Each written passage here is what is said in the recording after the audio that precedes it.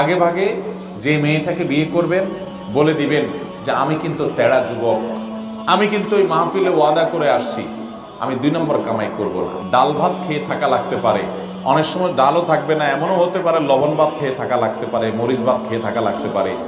রাজি থাকলে আসো, এগুলা কোনো মুখরোচক গল্প শোনাচ্ছি না তোমাকে।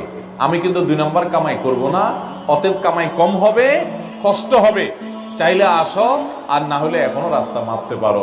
আমাকে আইসা শাড়ি চুড়ির ডিমান্ড দিবা, অন্য চোরদের বউ, ডাকাতদের বউ, দুর্নীতিবাজদের বউ, তারপর রিলিফ চোরদের বউ, হারামখোরদের বউ, তাদের মতো দেখে দেখে কম্পিটিশন করতে পারবা না।